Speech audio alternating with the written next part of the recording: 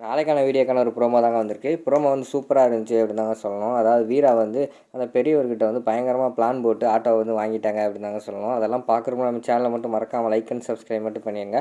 First எடுத்தோடனே நம்ம வீரா அதுக்கடுத்து மாறன் 2 பேர் வந்து அந்த பெரியவர்கிட்ட வந்து ஆட்டோ கேட்டுக்கிட்டு இருக்காங்க. அப்போ வந்து மாறன் வந்து சொல்கிறாங்க, அண்ணே தப்பாக எடுத்துக்காதண்ணே, அந்த ஆட்டோவை கொடுத்துருங்கண்ணே.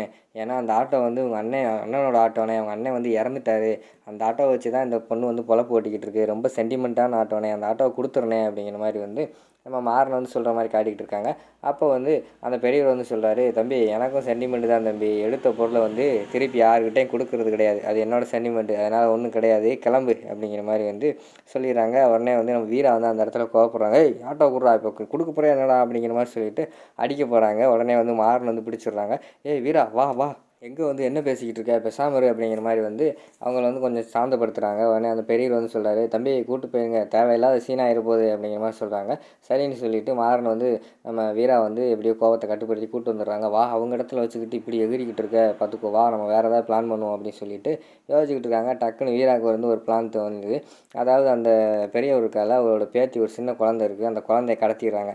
அந்த குழந்தைய கடத்திட்டு பெரியவருக்கு வந்து ஃபோன் போடுறாங்க, என் ஆட்டோ எப்படி எடுத்தீங்களோ எப்படி இருந்துச்சோ அதே மாதிரி அதே இடத்துல அப்படியே வந்து நிற்கணும், அப்படி நின்னால் தான் உங்கள் வீட்டு குழந்தைய வந்து நான் கொடுப்பேன், இல்லைனா கொடுக்க மாட்டேன் அப்படிங்கிற மாதிரி வந்து வீரா வந்து அந்த இடத்துல மாசா வந்து கால் பண்ணி பெரியவர்கிட்ட பேசுகிற மாதிரி தான் காட்டிக்கிட்டு இருக்காங்க. பெரியவர் வந்து பதறி அடித்து ஆட்டோ கொண்டு போய் அந்த இடத்துல வைங்களா அப்படிங்கிற மாதிரி சொல்லிடுறாரு.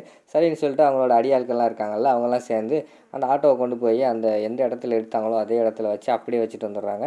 அடுத்து வந்து பெரியவர் வந்து காலில் வந்து இறங்கி வர்ற மாதிரி காட்டுறாங்க. அம்மா, உன்னோட ஆட்டோ வந்து எப்படி இருந்துச்சோ அதே இடத்துல வச்சுட்டேன், இப்போ எங்கள் வீட்டு பொண்ணை கொடுத்துரு அப்படிங்கிற மாதிரி வந்து சொல்கிறாங்க. அதை எப்படி கொடுக்க முடியும், என் ஆட்டோ சாவி என்கிட்ட கொடுங்க, அதுக்கடுத்து உங்கள் வீட்டு பொண்ணை வாங்கிட்டு போய்கிட்டே இருங்க அப்படிங்கிற மாதிரி சொல்கிறாங்க. ஒரு சின்ன பிள்ளையை வந்து நம்ம வீரா வந்து மடியில் தூக்கி வச்சுக்கிட்டு இருக்க மாதிரி காட்டிக்கிட்டு இருக்காங்க.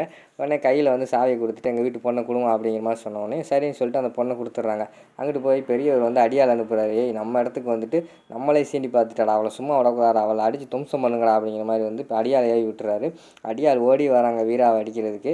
வீரா அந்த இடத்துல வந்து முறைச்சி பார்த்து நின்றுட்டு இருக்கிற மாதிரி காட்டுறாங்க. அதோட பார்த்தீங்கன்னா அந்த ப்ரோமோ முடிச்சிடுறாங்க.